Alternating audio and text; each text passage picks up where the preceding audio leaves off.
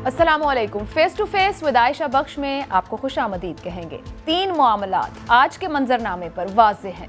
एक मामला जो कि शुरू होने को है, दूसरा मामला जो कि अपने इब्तिदाई मराहिल में है, तीसरा मामला जो अपने मंतकी अंजाम के करीब तर लगता है। इन पर बात होगी और इनके असरात क्या रहेंगे, इसका अंदाज़ा आज की गुफ्तगू में लगाएंगे। पनामा पेपर्स के बाद पेंडोरा पेपर्स की बाज गश्त है। आज रात रिलीज होने वाले इस डॉक्यूमेंट्स के बाद कल की सूरत हाल क्या होगी, अभी इसका इंतजार है। लेकिन क्या ये माजी करीब के पनामा पेपर्स के आफ्टर इफेक्ट्स जैसा कोई बहरान पैदा करेंगे? ये सवाल अहम है। या अब के सियासी हालात इस कदर मजबूत हैं कि झटका सह जाएंगे? पनामा पेपर्स के अफशा होने के असरात क्या होंगे, इसका अंदाज़ा और इसका तज्जिया करेंगे गुफ्तगू में। दूसरा मामला इस वक्त जो अहम है, उसका ताल्लुक कौमी सलामती से जुड़ा है। वज़ीर आज़म ने 2 दिन कबल इंकिशाफ किया कि हुकूमत इस वक्त तहरीक तालिबान पाकिस्तान के कुछ ग्रुप्स के साथ मुज़ाकरात कर रही है। इस पर राय आमा मुनक़सिम है, बहस हो रही है। इसके असरात क्या होंगे, इस पर भी गुफ्तगू करेंगे। तीसरा अहम मामला बलोचिस्तान में सियासी बहरान का है। कभी लगता है कि थम सा गया है, कभी लगता है कि बढ़ सा गया है। वजीर आला जाम कमाल पार्टी सदारत ना बचा सके, वजारत आला बचा पाएंगे? क्या बलोचिस्तान में तब्दीली नागुज़ीर हो चुकी, और अगर अदम एतमाद होता है तो इसके असरात क्या रहेंगे? इन तमाम सवालों पर गुफ्तगू करेंगे। जो मेहमान में प्रोग्राम में मौजूद हैं, बहुत ही प्रेस्टिजियस पैनल है मेरे साथ। मुझे ज्वाइन कर रहे हैं कराची से मज़हर अब्बास साहब, इस्लामाबाद से air vice marshal Shahzad Chaudhry साहब, यहाँ लाहौर स्टूडियो में सईद काजी साहब मेरे साथ मौजूद हैं। तीनों मेहमानों का बहुत शुक्रिया। गुफ्तगू का आगाज़ कर लेते हैं पेंडोरा पेपर्स, जिसकी कल से बाज गश्त है। ये करीबन 150 मीडिया इदारे मुंसलिक हुए ICIJ के साथ। 600 सहाफ़ियाँ दुनिया से, जैसा कि पनामा पेपर्स चंद साल पहले हमारे सामने आया था, इसको पेंडोरा पेपर्स का नाम दिया गया है। पाकिस्तानी वक्त के मुताबिक आज 9:30 बजे सामने आ रहा है। मज़हर अब्बास साहब, मुस्तक़बिल की सियासत पर पनामा को याद करें। 456 पाकिस्तानियों का नाम था, जो इब्तिदाई खबरें अब तक आ रही हैं, इससे कहीं ज़्यादा पाकिस्तानियों का नाम इसके अंदर है। आप समझते हैं आने वाले दिनों में ये हमारी सियासत पर कोई असर डालेगा? देखिए, हमारी हम ऐसे मॉरल्स तो नहीं हैं कि जिसकी बिना पे ये असर डाले। हमारे यहाँ तो मॉरल रिस्पॉन्सिबिलिटी भी नहीं लेते। अब मुझे नहीं पता कि इसमें क्या है, लेकिन पनामा को अगर हम सामने रखें तो एक तो ये कि जो भी ICJ काम कर रही है उसको तो ज़रूर जो है वो, मेरा ख्याल है, उनको मुबारकबाद के मुस्तहिक़ हैं, चाहे पनामा पेपर्स हों, क्योंकि पेपर्स को ऐसा सच क्वेश्चन नहीं किया गया पनामा में भी। आप ये देखें कि उन्होंने जितनी इन्वेस्टिगेशन पनामा में की उसको क्वेश्चन नहीं किया गया। बाद में उसके कॉन्सिक्वेंसेस क्या हुए उसका ताल्लुक उनसे नहीं है। वो तो उन्होंने एक चीज़ लीक कर दी, उन्होंने साबित कर दी, जो है वो मंजर आम पे ले आए। और इससे ज़्यादा इन्वेस्टिगेशन अब ये पेंडोरा पेपर्स जो आ रहे हैं इसके बारे में है। उसमें कौन हैं वो हैं इसका तो हमें नहीं पता। लेकिन अगर हम पनामा का सामने रखें तो हमने पनामा में देखा कि उसमें यहाँ वो भी एक अदालत में मामला गया, तो उस वक्त के वज़ीर आज़म जो है उनको जाना पड़ा, वरना एज सच जो है, अब फ़र्ज़ करें इसके अंदर कोई नाम आ जाता है ऐसा, और जो एक किसी पोजीशन पर होता है, तो क्या वो उस बुनियाद पे अपनी मॉरल रिस्पॉन्सिबिलिटी समझते हो? ये नहीं कि वो उससे एक्सेप्ट करें। और उस वक्त भी यही था कि मियाँ साहब के बारे में भी यही था कि अगर वो उस वक्त भी अपनी, हालांकि उस वक्त उनका नाम नहीं था, उनके बच्चों का नाम था, लेकिन अगर उस वक्त भी वो अगर अपनी इखलाकी जिम्मेदारी तस्लीम करते हुए इस्तीफ़ा दे देते तो मेरा ख्याल है ज़्यादा हाई मॉरल ग्राउंड पे होते। और यही चीज़ है। लेकिन उसके अलावा जो लोग थे उनके बारे में जो सुप्रीम कोर्ट ने डायरेक्टिव दी थी उसमें क्या काम हुआ, उसको क्यों नहीं दोबारा पूछा गया? और ये वो चीज़ें हैं जिसमें हमें लगता है कि हमारी यहाँ अकाउंटेबिलिटी सेलेक्टिव होती है। हमारे यहाँ सेलेक्टिव लोगों को पिक किया जाता है और उनको टारगेट करके बाकी केस क्लोज कर दिया जाता है। आज तक 96 का केस हमें नहीं पता कि असगर खान के केस में क्या हुआ, कुछ नहीं पता। FIA को डायरेक्टिव थी, डेडलाइन थी, लेकिन उसके बावजूद भी कुछ नहीं हो सका। तो हमारे यहाँ एक तो हाई मॉरल ग्राउंड्स नहीं है, दूसरी हमारे यहाँ अकाउंटेबिलिटी का प्रोसेस सेलेक्टिव होता है, और तीसरा जो है वो चीज़ें आगे नहीं बढ़ती, इन्वेस्टिगेशंस आगे नहीं बढ़ती। तो अगर हम इन 3 चीज़ों को लगें तो मुझे नहीं पता, ज़रूर मीडिया में बहुत ज़्यादा हंगामा भी होगा, अगर मुखालफीन के नाम आए तो एक दूसरे पर इल्ज़ाम तराशी भी होगी, लेकिन इससे ज़्यादा मुझे कोई बहुत ज़्यादा आगे जाता हुआ मामला नहीं लगता। लेकिन मैं कह नहीं सकता क्योंकि मुझे नहीं पता कि किन लोगों के नाम आने जा रहे हैं और वो कितने इन्फ्लुएंशियल लोग हैं। चलिए, ये तो तय हो गया मजहर साहब के हाई मॉरल ग्राउंड्स नहीं है। शहजाद साहब, पाकिस्तान की नामवर शख्सियात के हवाले दिए जा रहे हैं, कहा जा सकता है अशराफिया या जो क्रीम ऑफ सोसाइटी है, बहुत से लोगों के नाम हैं इसके अंदर, जो अब तक की इत्तलात की सूरत में चीज़ सामने आ रही है कि बैरून मुल्क जायदादें, ऑफशोर कंपनियों की तफसीलात हैं। हुकूमत की तरफ से गुज़िश्ता रोज से, रात से ही, और कुछ चैनल्स के ऊपर भी एक किसी पते को लेकर बहुत सी वजाहतें देने का आगाज गुज़िश्ता रात से हो गया था। ये फरमाइएगा कि ये भी हुकूमती वज़रा की तरफ से कहा गया कि हुकूमत खुश होगी, हुकूमती मौक़िफ़ को तक़वियत मिलेगी। आप समझते हैं कि हुकूमत की तरफ से इसको वेलकम करते हुए यहाँ पर कोई काम शुरू किया जाएगा, उसको नतीजा खेज बनाया जाएगा? गुज़िश्ता 456 वाला मामला तो नतीजा खेज नहीं हो सका क्या, क्योंकि ये हुकूमत हमेशा वादा करती है कि वो इस तमाम मामले के खिलाफ है, करप्शन के खिलाफ है, मनी लॉन्ड्रिंग के खिलाफ है। ये कोई मौसर इक़दाम ले सकेंगे या लेंगे? शुक्रिया आयशा, अच्छा हुआ आपने मुझे नंबर याद दिला दिया। 456 में आपसे पूछने ही वाला था कि 400 से कुछ ऊपर लोगों का नाम पनामा में था और फिर उनका क्या बना वो हमारे सामने है कि कुछ नहीं बना। पंडोरा में मिसाल के तौर पे 800 लोग मिसाल के तौर पे समझ लीजिए, अगर डबल आ जाएंगे बहुत सारे पाकिस्तानी शामिल हो जाएंगे। लेकिन असल में होता क्या है, जो मुझे अलमिया नज़र आता है, अलमिया ये है कि पंडोरा हो या पनामा हो, ये खेल बन जाता है हमारे मुल्क में, और इस खेल की वजह से जो असल प्रॉब्लम है वो छुप जाता है। असल प्रॉब्लम क्या है कि पनामा हो या पंडोरा हो या कोई और, उसके बाद बेशुमार ऐसे आएंगे। अशराफिया जिसका आपने जिक्र किया, इसकी थोड़ी सी तारीख मैं तो नहीं दोहराऊंगा क्योंकि आपका वक्त ज़ाया होगा, लेकिन उसके ऊपर कुछ देख लेना चाहिए कि अशराफिया 1947 के बाद से अब तक बनी किस तरीके से है और बन के उसने किया क्या है।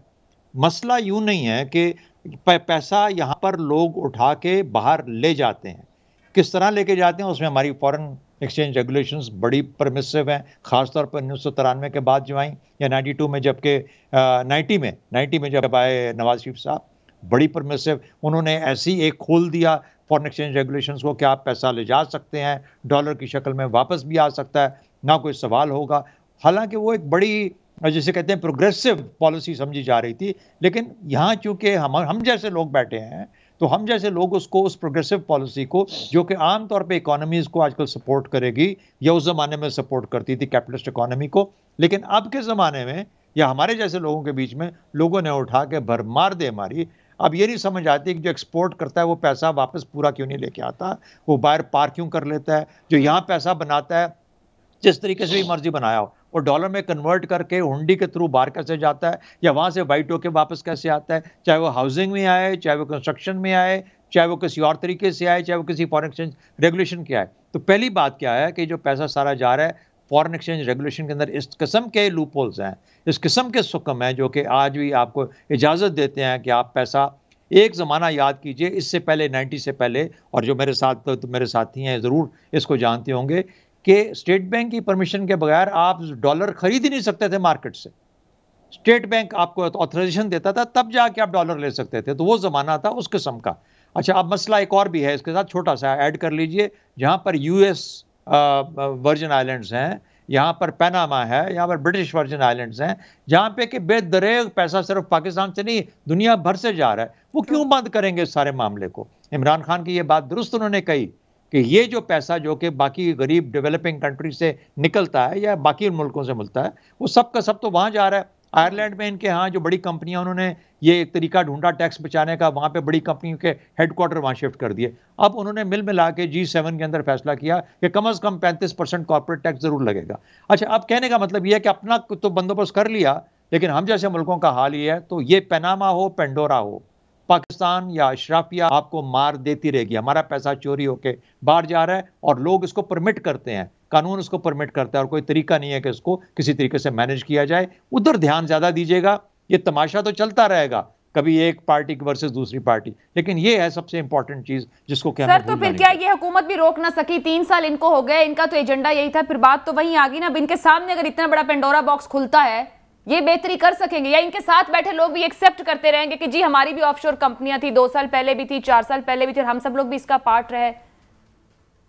आयशा, देखिए ना, CPEC फिर कैसे आता अगर ये सारा पैसा बाहर नहीं जाना था? ये जो कंस्ट्रक्शन के अंदर इन्होंने हर चीज़ ओपन कर दी, ब्लैक मनी को वाइट मनी कर दिया, ये किस तरह पैसा बाहर से आते हैं लोग इंग्लैंड से लेके या बाकी जगहों से, जो कि अगर यहाँ से वापस उसका मुनाफा ना लेके जा सकते। तो पाकिस्तान का जो इकोनॉमी का स्ट्रक्चर है ना, वो इस तरीके से बन गया हुआ है हम अपनी सरिश्त के अंदर मुख्तलिफ तबा के इंसान, हमें काबू करना पड़ता है हमारी सोसाइटी को। लेकिन यहाँ पे हमने मुकम्मल खुल दे दिया कैपिटलिस्ट मार्केट इकोनॉमी के हिसाब से। तो इसलिए दोनों चीज़ें मैच नहीं कर रही, इसलिए आप पैसा सारा देखते हैं जिसको फ़ायदा वो बाहर लेके जा रहा है और वहाँ पे फिर जाके महलात खरीदता है। सईद काजी साहब, मैच तो बहुत कुछ नहीं यहाँ कर रहा, लेकिन जो कहा खेल बन जाता है, ये सिलेक्टिव एहतसाब है, क्या वही वजह है? क्योंकि जो अपोजिशन लीडर में होते हुए जो पीटीआई की जानिब से कहा जाता था, क्या हुकूमत में होते हुए आप समझते हैं वही रवैया रहेगा, मुख्तलिफ होगा? इस हुकूमत पर कोई सियासी फ़ायदा, सियासी नुकसान कुछ आ सकता है इसके बाद? अभी तो ये देखना है कि क्या तफसीलात सामने आती हैं और कौन डैमेज होता है या नहीं डैमेज होता। लेकिन एक बात तो है, दुनिया भर में देख लें आप कि जो कानून है उसकी जो उसका एक तबकाती इस्तेमाल होता है। और जिस तरह पहले भी कहा गया कि ये पावरफुल जो है वो कॉब वेब की तरह उसको जाले की तरह फाड़ के निकल जाते हैं। और दूसरी बात ये कि मैं एक और भी इसमें एक पूरी आलमी निज़ाम इस तरीके से बना दिया गया है। और ये जो ऑफशोर हेवन्स जो बनाए हैं, इस वक्त आप देखें तो सर्विस इकॉनमी पे चली गई है। अमेरिका की सर्विस इकॉनमी देख लें कितनी बड़ी होगी, उसकी मैन्युफैक्चरिंग खत। ये सारे के सारे गंदे पैसे और गंदे लोगों को पनाह देते हैं। आप अगर देखें तमाम जराइम, 18 बंदे जो इंडिया में वांटेड हैं और उनका एक्सट्रेडिशन ट्रीटी भी है, वो लंदन में बैठे हुए हैं और लंदन उन्हें कुछ भी नहीं कह रहा।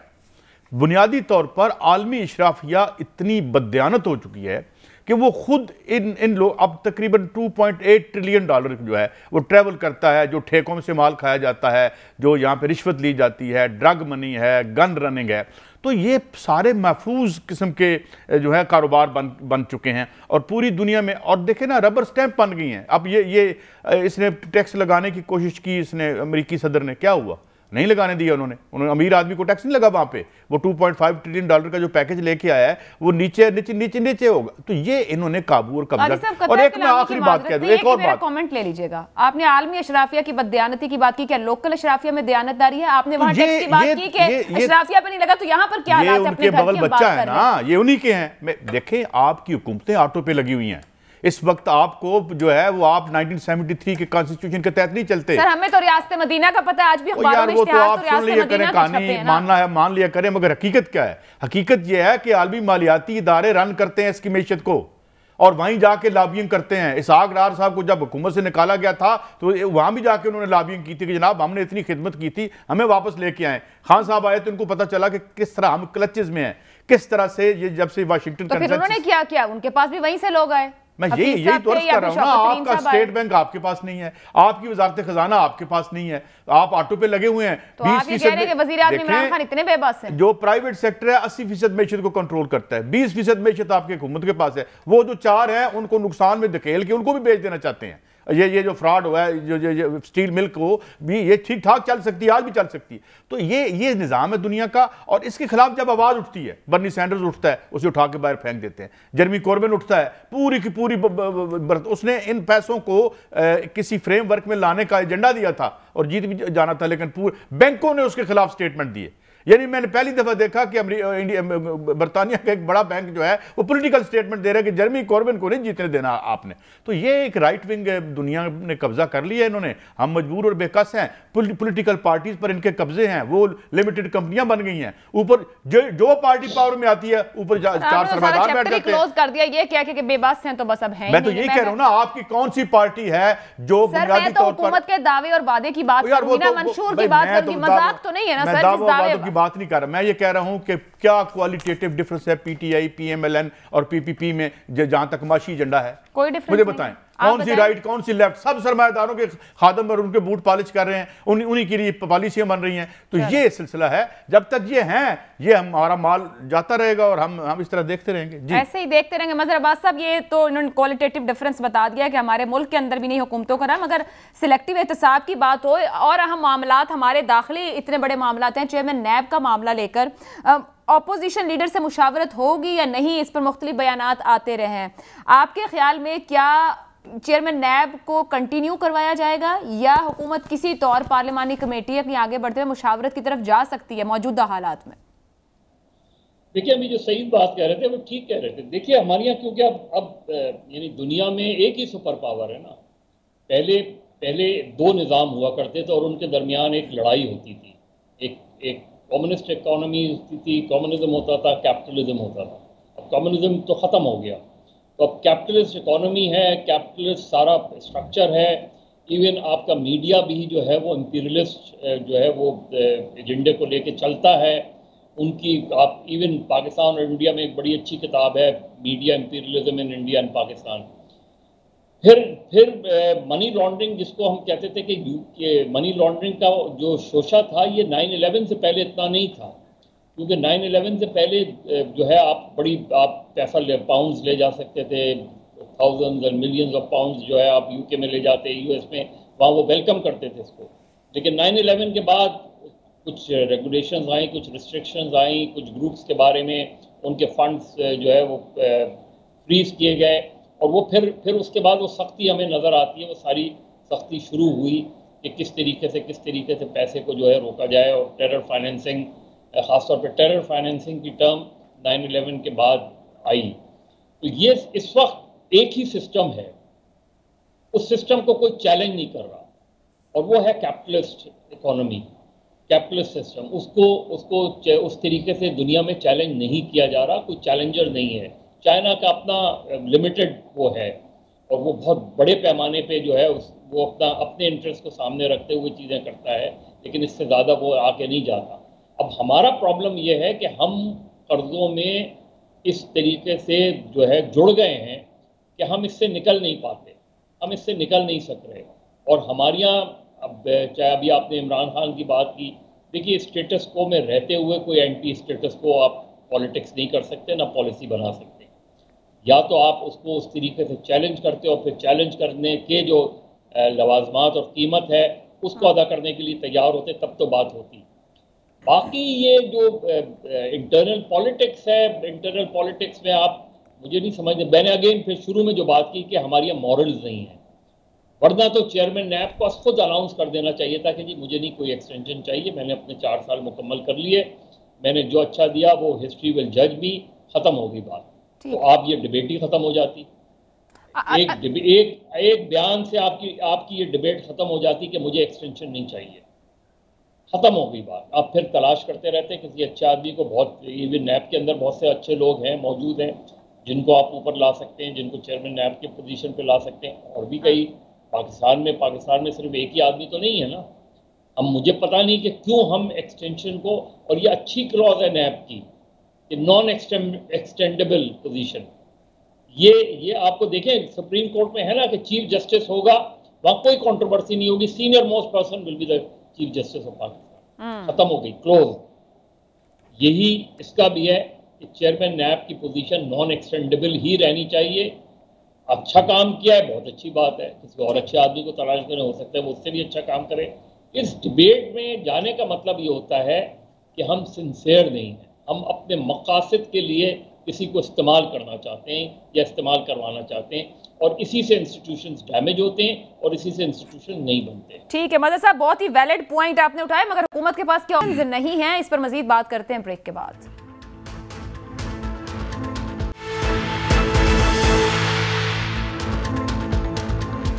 प्रोग्राम में आपको एक बार फिर खुशामदीद कहेंगे। चेयरमैन नैब के ओहदे की मुद्दत 8 तारीख को ख़त्म होने जा रही है, चंद दिन रह गए। हुकूमत का इरादा क्या है? अपोजिशन लीडर से मुशावरत को तैयार नहीं है, क्या मामला पार्लिमानी कमेटी में जाएगा या नहीं? मगर जहां बात मज़र साहब ने ख़त्म की थी, शहजाद साहब उन्होंने इंटेंट की बात की थी, क्या हुकूमत के पास ऑप्शंस नहीं है? जबकि कानून में लिखा हुआ है नॉन एक्सटेंडेबल, मगर हुकूमत वाज़े नहीं कर पा रही कि करना क्या चाह रही। ऑप्शन दिखता है कि हुकूमत के पास एक ही है।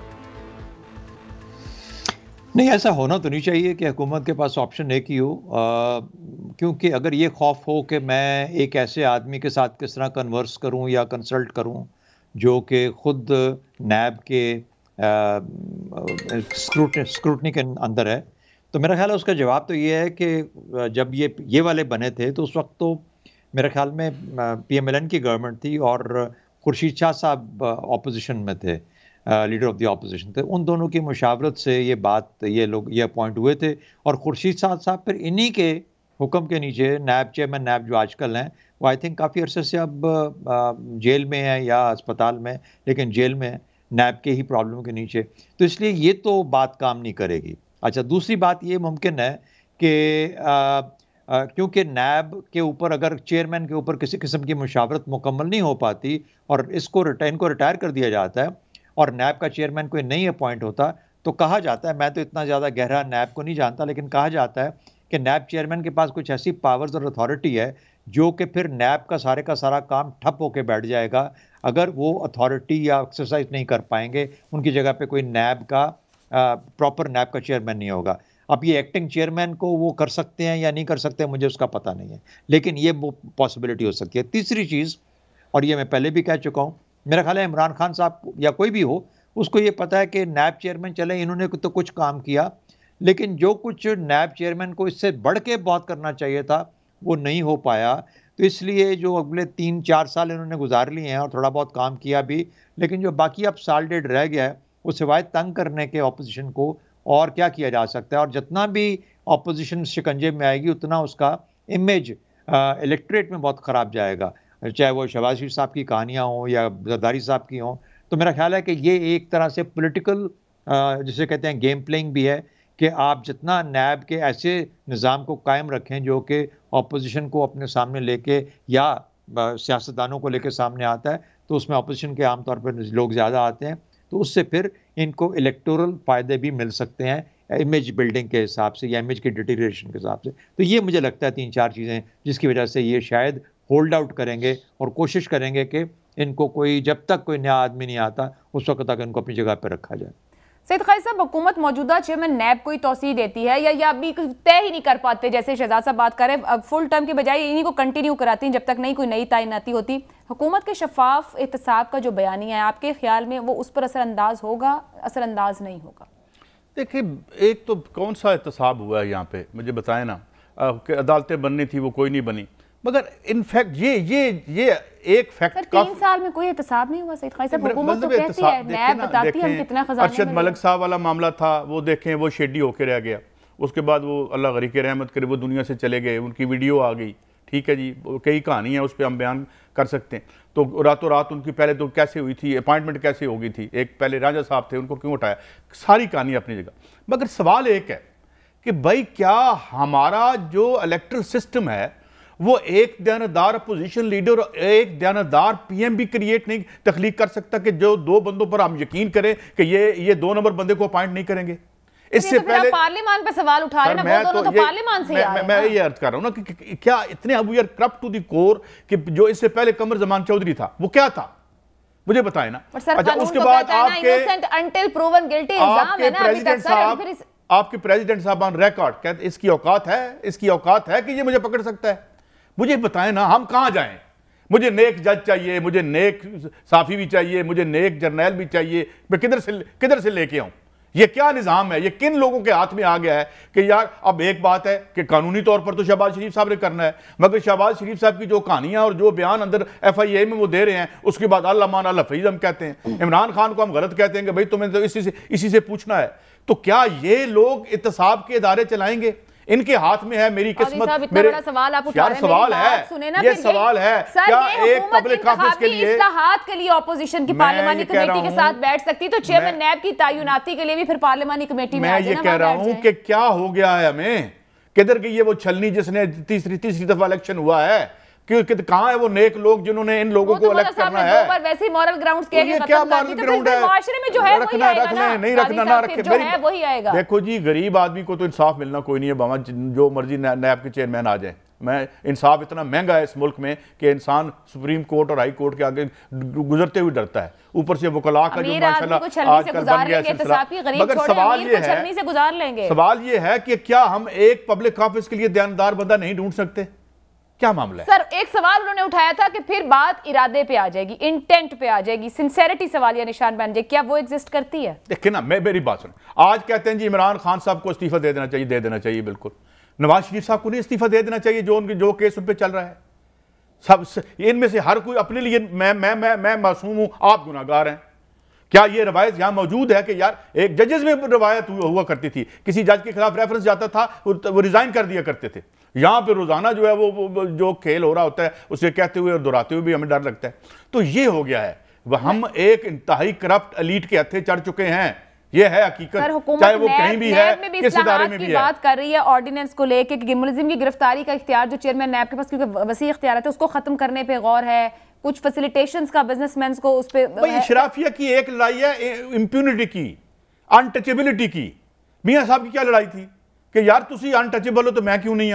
ख्वाजा आसिफ साहब ने असेंबली के फ्लोर पे क्या कहा था, यार जज को नहीं पूछते, जर्नैल को भी नहीं पूछते, कल से मुझे भी पूछना छोड़ दें। अच्छा, ये अनटचेबल का स्टेटस लेने की कोशिश है सारी शराफिया ये सारी। और क्या है, ठीक है, और क्या है कि भाई हम जो मर्जी करें, हमें कोई ना पूछे, हमें भी उस सफ में शामिल कर लें रियासत के उन जहां पे इनके मुताबिक अनटचेबल है। गुफ्तगू थोड़ा सा आगे लेके चलते हैं। मजहर साहब, अगर हुकूमत ऑर्डिनेंस के जरिए ऑपोजिशन लीडर से मुशावरत की शिक्ल तब्दील कर देती है तो आपके ख्याल में मामला किस कदर मुतनाज़ और पेचीदा हो जाएगा? क्या हुकूमत को जाना चाहिए या फिर वो इंतखाबी इस्लाहात के लिए अगर पार्लिमानी कमेटी में बैठ रहे हैं इकट्ठे तो चेयरमैन नैब के लिए नहीं बैठ सकते? देखिए, पहली चीज तो ये कि मशावरत का मतलब ये नहीं हो कि उनके पास फैसला कुन जो है वो है। अगर फर्ज करें आप अपोजिशन से मशावरत करते हैं, लीडर ऑफ द अपोजिशन, चाहे वो उस नैब के उनके ऊपर नैब के केस ही क्यों ना हो, मैक्सिमम क्या होगा, वो इनकी रिकमेंडेशन को अपोज कर देंगे। फैसला तो गवर्नमेंट ने करना है, अल्टीमेटली फैसला तो प्राइम मिनिस्टर के पास है ना। आपने मशावरत की, मशावरत के नतीजे में आप ये समझे कि जी मशावरत में नहीं हो सका फैसला, कंसेंसस नहीं हो सका, अब उसके बाद फिर क्या चॉइस होती है? या तो सुप्रीम कोर्ट जाएं आप उसमें, क्योंकि ये इलेक्शन कमीशन या वो केयर टेकर गवर्नमेंट वाला मामला तो नहीं है कि जो अगर लीडर ऑफ द अपोजिशन और गवर्नमेंट में prime minister, care taker prime minister पे जो है कंसेंसस ना हो तो पार्लिमानी कमेटी में जाता है, पार्लिमानी कमेटी में भी अगर कंसेंसस ना हो तो फिर जो है वो इलेक्शन चीफ इलेक्शन कमिश्नर की सवाबदीद के ऊपर होता है इलेक्शन, जहाँ तक मुझे याद है। अब नैब के कवानीन में तरमीम क्या होनी चाहिए? नैब के कवानीन में बुनियादी तरमीम ये होनी चाहिए कि चेयरमैन नैब के पास एब्सोल्यूट पावर्स हैं, यानी उसके अलावा जितने भी चारों डायरेक्टर्स हैं चारों प्रोविंसेस के, वो पावरलेस हैं। इसलिए जो भी गवर्नमेंट आती है वो एक शख्स को उन्हें कॉम्प्रोमाइज़ करना होता है और वो चेयरमैन नैब है। लिहाजा इस पावर को डेलीगेट करना चाहिए, कोई कमीशन बना दें आप, जो कमीशन पिक किया करे केसेस, इंक्वायरीज को पिक किया करे, वो कमीशन जो है वो तय किया करे कि हाँ ये इंक्वायरी फिट बैठती है, लिहाजा वो नैब को रेफर करे, नैब उस पर इन्वेस्टिगेट करे, तो आपने उसमें एक ट्रांसपेरेंसी ला सकते हैं। इस वक्त एक शख्स के पास तमाम पावर्स हैं और यही सबसे बड़ी खामी है उसकी। बाकी किया ना ये चेयरमैन नैब, जिस तरह भी शहजाद साहब कह रहे थे, माजी के लीडर ऑफ द अपोजिशन और लीडर ऑफ द हाउस लेकर आए थे ना, आज यही चेयरमैन नैब जो है उनके खिलाफ कार्रवाइयाँ कर रहे हैं। शहबाज शरीफ के खिलाफ के भी कार्रवाई कर रहे हैं, खुर्शीद शाह के खिलाफ भी कार्रवाइयाँ हो रही हैं, लेकिन उनकी अपनी पर्सनैलिटी कंट्रोवर्शियल हो गई थी जब उनकी अपनी वीडियो आई थी। उनके अपना जावेद चौधरी साहब का जो इंटरव्यू था उसके खिलाफ, जावेद चौधरी साहब के खिलाफ उन्होंने कोई मुकदमा किया जाके? तो जब आपकी अपनी पर्सनैलिटी जो है वो कंट्रोवर्शियल है तो आप अब भी आप रहना चाहते हैं? मैं तो इस पर हैरान हूं। बाकी तो आप देखें ना कि माजी में अगर फर्ज करें कमरुज़्ज़मान चौधरी साहब के बारे में या उससे पहले जो चेयरमैन नैब के थे, मुझे बताएं नैब ने कोई इंक्वायरी की उन लोगों के बारे में? मजहर साहब बड़ी सादा सी बात जहन में आती है। चीफ इलेक्शन कमीशन का मामला देख लें, चेयरमैन नैब का मामला देख लें, ऑर्डिनेंसेस पे बात जा रही है, कवानीन में तरमीम करनी है, ऑर्डिनेंसेस पे बात जा रही है, पार्लियामान बिल्कुल बेअसर दिख रही है। हुकूमत करना क्या चाह रही है? क्या हर मुतनाज़ मामला सुप्रीम कोर्ट में अल्टीमेटली जाता नजर आता है? देखिए, यही गवर्नमेंट का भी प्रॉब्लम, जैसे सईद अभी बात कह रहे थे, ये गवर्नमेंट का भी प्रॉब्लम है, यही पार्लियामेंट का भी प्रॉब्लम है हमारे यहाँ कि हम वे फॉरवर्ड जो है वो देखते हैं और अदालतों से फिर आपको सुननी पड़ती है कि भाई ये जाके आप पार्लियामेंट में मसला हल करें, हमारे पास हर केस क्यों ले आते हैं। इसका मतलब ये है कि हमारे यहाँ जो पॉलिटिकल पार्टीज हैं वो उनके दरमियान वो हमांगी नहीं है जो होनी चाहिए, यानी डिफरेंसेस हटा के आप पार्लियामेंट में बैठे। मैंने माजी में देखा है कि पार्लियामेंटेरियंस जो है वो उनकी अच्छी डिस्कशन भी रही हैं, डिबेट्स भी रही हैं, कमेटीज़ के अंदर बहुत अच्छी डिस्कशन रही हैं, डिबेट्स रही हैं, तो इसमें क्यों नहीं हो सकता? लेकिन हमारे यहाँ क्योंकि इतनी ज़्यादा बिकरिंग्स हो गई हैं, एक दूसरे के ख़िलाफ़ जो ज़बान इस्तेमाल होती है, जो चीज़ें होती हैं, और फिर मैं फिर अगेन अपने पहले पॉइंट पे आऊँगा, हमारे यहाँ हाई मॉरल ग्राउंड पे कोई नहीं खड़ा होता। हम एलीट की बात तो छोड़ें, आप मिडिल क्लास की बात कर लें, आप लोअर क्लास की बात कर लें, आप उस लेवल की बात कर लें, उधर है कोई हाई मॉरल ग्राउंड? नहीं है, वहाँ भी नहीं नजर आता। हम अपनी क्लास की बात कर लें, हमारी में अभी नहीं होता हाई मॉरल ग्राउंड, कहाँ होते हैं हमारी? तो जब एक सोसाइटी में मॉरल्स रहे ही नहीं, तो फिर हम एहतसाब कैसा और कैसी आप सिस्टम कैसे चलेगा? हम एक as a nation we have failed as a nation to deliver. Shahzad साहब, जहां मज़ा साहब बात कर रहे हैं कि अब ये चेयरमैन नैब की तैनाती होनी है, सबको पता है, तारीख तय थी, 2-4 दिन रह गए, अब ऑर्डिनेंस आएंगे, किस तरह से आगे बढ़ना है, ऐसे एक जैसे कहते हैं ना खड़ा पानी कर देना कि मसला हल ही नहीं हो पा रहा। तरीका मौजूद है, कानून मौजूद है, बदलने का भी तरीका मौजूद है, वे फॉरवर्ड नहीं दिखता है। क्यों नहीं दिखता है आखिर? देखिए, बार बार जिक्र कर रहे हैं मजहर मॉरल ग्राउंड्स का। मजहर साहब तो आज हर चैप्टर इसी पे क्लोज कर रहे हैं। देखिए ना, मेरी बात सुने ना, मॉरल ग्राउंड समझने में कितनी देर लगती है? राइट फ्रॉम रॉन्ग किसको नहीं पता? बच्चे को थोड़ा सा बड़ा हो जाए समझ आ जाती है, माँ बाप बताते हैं बेटा ये ठीक है, ये ठीक नहीं है। कानून है, आप सियासतदान हैं, आप पार्लियामेंट में बैठते हैं, आप रिप्रेजेंट करते हैं, आपको सही और गलत का नहीं पता। आप प्राइम मिनिस्टर ऑफ पाकिस्तान हैं, आपको सही और गलत का नहीं पता। मुझे बताइए कि जितनी एफर्ट इस वक्त फ़रोग नसीम या बाकी गवर्नमेंट के जो लोग हैं, बड़े बड़े ये वकील और उनके सारे जो सिस्टम है, ये सिस्टम ये डिटर्मिन करने की कोशिश कर रहा है एज़ पर न्यूज़, हो सकता है हम गलत हों, कि किस तरीके से जावेद इकबाल साहब का टेन्योर जो है इसको एक्सटेंड किया जा सकता है, चाहे किसी और रंग के अंदर किया जाए, चाहे उनको इंटरिम बना दिया जाए, या ये कहा जाए कि अगले चेयरमैन तक आने तक ये अपनी जरूर जग जारी रखेंगे, इनको हम एक्सटेंड नहीं कर रहे, लेकिन जब तक अगला पॉइंट नहीं होता तो वो फिर एक तरह से जिसे कहते हैं कि बाय डिफॉल्ट ये मिल जाती है, उनको एक्सटेंशन मिल जाती है। इतनी ही एफर्ट आप एक बेहतर इंसान चुनने में लगा सकते थे, आप एक अच्छा इंसान चुनने में लगा सकते थे, आप एक ऐसा निज़ाम ला सकते थे जो कि अगर अभी तक कॉन्ट्रोवर्शियल रह गया था नैब आपका, तो वो आपको इस तरह का काम करके देता है कि जो इतने भी अभी तक नैब में काम हुआ, और वाकई में पिछले 3-3.5 साल में कम से कम ये जो नैब के चेयरमैन है, इन्होंने तो कुछ करके दिखाया थोड़ा बहुत, तो इसको और फाल बनाया जाता, इनकी क्रेडिबिलिटी को और बेहतर किया जाता। एक अच्छे इंसान के नीचे, एक अच्छी लीडरशिप के नीचे इसको बेहतर एक नैब की क्रेडिबिलिटी खुद इस्टेब्लिश होती। क्यों नैब को कोई क्रेडिबिलिटी करना चाहेगा? नैब को तो पहले दिन से ही ख़त्म करना चाह रहे हैं। हमने सुना नहीं हमारे पॉलिटिकल डिस्कोर्स के अंदर के बार बार ये कहा जाता है कि नैब का जो इदारा है, नैब का जो चेयरमैन है, ये तो स्टार्ट ही शुरुआत ही मुशर्रफ से हुई थी। मुशर्रफ का जहाँ नाम आ जाए इसका मतलब है कि ये तो बेईमानी और बस डिक्टेटोरियल और फलाना और धमकाना और सियासतदानों को पकड़ने के लिए किया गया था, क्योंकि अशराफिया नहीं चाहती कि उनके किसी गलत डर्टी काम के ऊपर से पर्दा हटाया जाए। तो जब पर्दा हटाने की बारी आती है तो सारे इकट्ठे होकर उसके पीछे पड़ जाते हैं, कभी लड़ाई की शक्ल में रौला डाल के, और कभी पार्लियामेंट के फ्लोर के ऊपर इकट्ठे होकर कि ये काम हम नहीं होने देंगे। तो यही कुछ आप देख रहे हैं, ये ऐसे ही चलता रहेगा। मेरा ख्याल है कि आप जरा बातें जरा खुल के सामने आ रही हैं। लेट्स ट्राई, अच्छा दूसरी मॉरल ग्राउंड की बात कर, let's try make a beginning, let prime minister Imran Khan do nothing else. मैंने तो शुरू में पहले कहा था कि यार teach us how to be a good society, हमें एक अच्छा माशरा बनने की शक्ल दिखा दो, और कुछ भी ना करो अगर तुमसे कुछ नहीं होता। कम से कम ये अच्छा इंसान क्या होना चाहिए ये डिफाइन कर दो। हम रियासत मदीना में चले गए, तो इसलिए थोड़ा सा कहीं ना कहीं पर दोबारा रीथिंक करें इसको, मौका अच्छा है, और काश कि यहीं से चीज़ें सीधी होना शुरू हो जाए।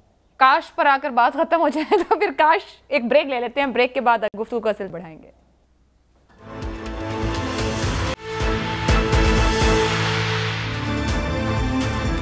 एक और अहम मामला जिस पर राय जरूरी है, वज़ीर-ए-आज़म इमरान खान का बयान या इंकशाफ कि तालिबान के कुछ ग्रोहों से मुज़ाकरात, और अब फवाद साहब भी कह रहे हैं कि कुछ लोग जो राह रास्त पर आना चाहते हैं वो हो रहे हैं। माजी में भी मुज़ाकरात होते रहे और मुआहदे भी हुए और अमल दरामद की तरह। शहजाद साहब आप लिख भी चुके इसके ऊपर, योर ओपिनियन टाइमली स्टेटमेंट है या कुछ वेट के बाद आना चाहिए था, और क्या कोर्स ठीक है? ये इल कंसिडर्ड स्टेटमेंट है, यानी पूरी तरह सोचा नहीं गया। क्या वजह? ठीक है, मैं मानता हूँ आप एंटी मिलिटेंसी हैं, आप एंटी मिलिटेंट हैं, आप एंटी मिलिट्री एक्शन हैं, सब कुछ मैं आपकी बात को मानता हूँ, लेकिन आप थोड़ा तारीख को पीछे मुड़ के देख लेते। क्या हमने मुआहदे पहले शकई में किया, उसके बाद जंडोला में या किसी और जगह किया, सरारोगा में वहाँ किया, उन मुआहदों के बाद क्या हुआ? अभी देखिए, अभी आप कहते हैं आप बातचीत कर रहे हैं और आप कहते हैं कि उन्होंने जंगबंदी का ऐलान कर, जिस दिन जंगबंदी का ऐलान किया शाम को 5 बंदे हमारे शुमाली वज़ीरिस्तान में शहीद हो जाते हैं।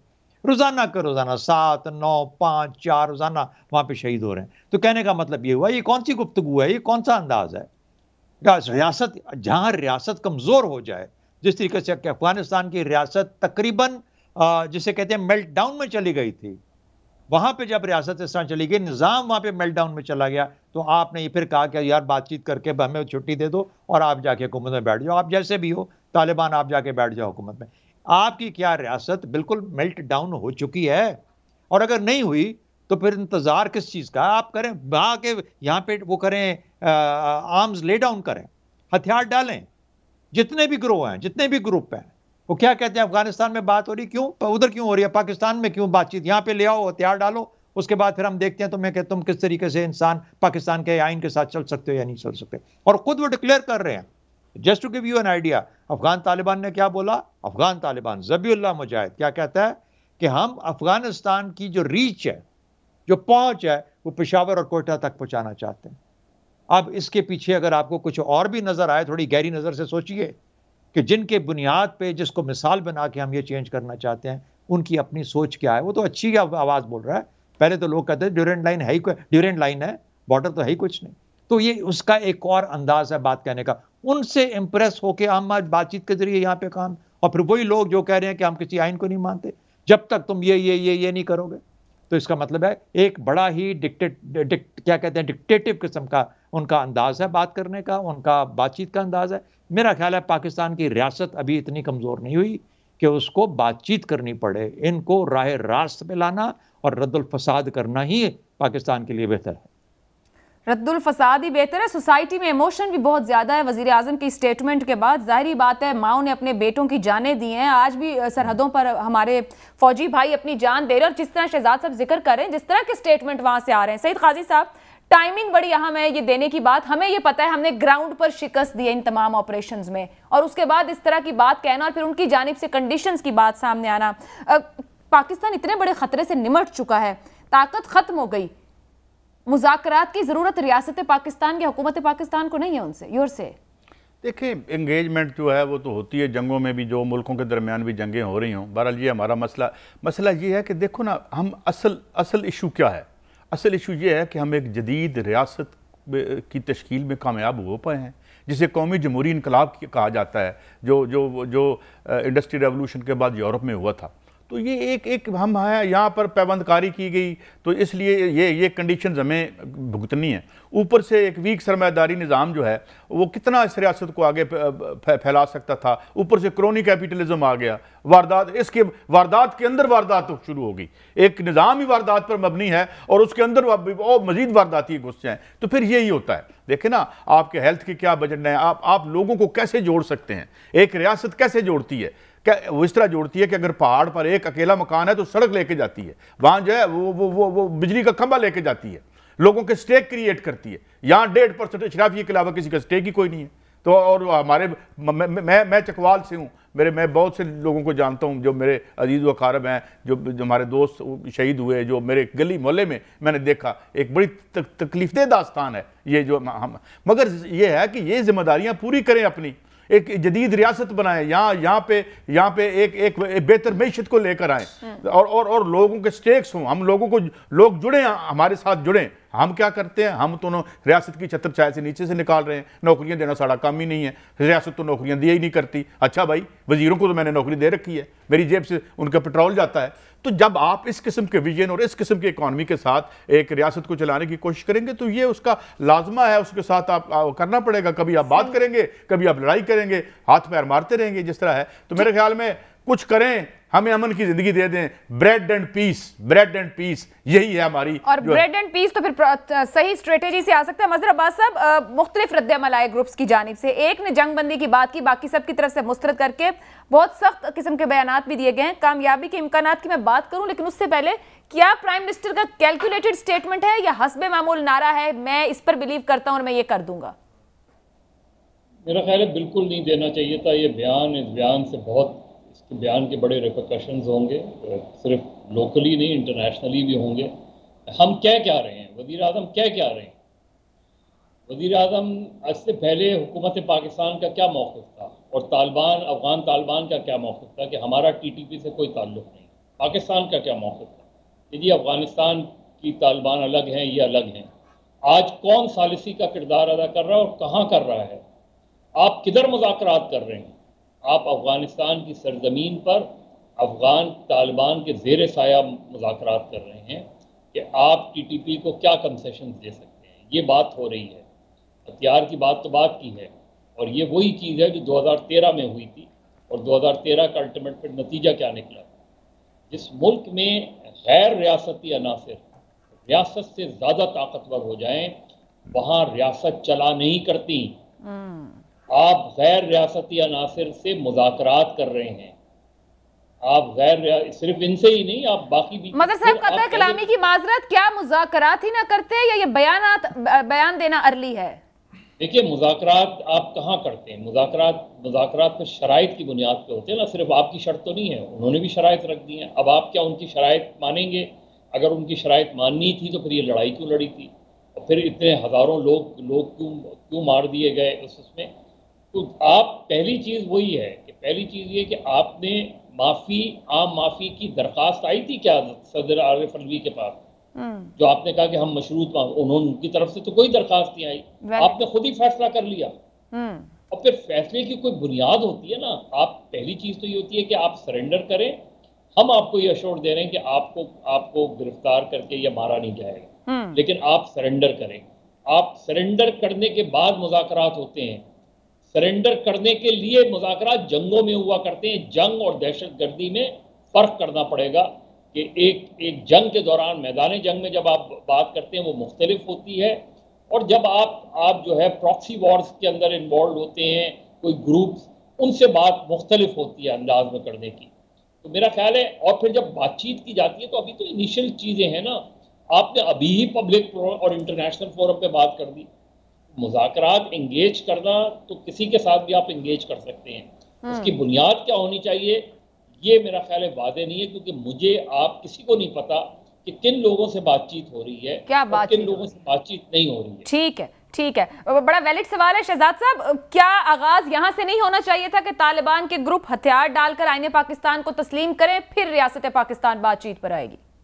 देखिए, जहां पे मुज़ाकरात होंगे, दो इक्वल पार्टीज के बीच में होंगे या विक्टर और वैंक्विश्ड के बीच में होंगे, यानी जो जीत चुका और जो हार चुका। जो जीतने वाला है वो कंडीशन लगाता है हारने पे, जैसे जापान और अमेरिका के दरमियान में हुआ, जैसे जर्मनी और अमेरिका के दरमियान में दूसरी जंग अजीम के बाद हुआ। इसलिए ये जो किस किस्म की गुफ्तगू है, ना ये इक्वल पार्टनर्स हैं और ना ही ये उस तरह की बात है। तो इसलिए हथियार डालना ही पहले, ये तो इन्होंने तो रियासत को चैलेंज किया हुआ था ना, तो रियासत को चैलेंज करने वाले जो है वो रियासत के साथ आप उसको कैसे एक इकट्ठा बैठा सकते हैं? या तो रियासत इतनी कमजोर हो गई है कि उसको ये करना पड़ रहा है, और या फिर जैसा काजी साहब ने कहा कि आपने और जगह इतना कुछ रियासत को कमजोर कर दिया हुआ है, निज़ाम को कर दिया हुआ है कि इधर भी कॉम्प्रोमाइज करके कोई गुजारा हम पहले करने की कोशिश कर चुके और फेल हो गए उसके अंदर।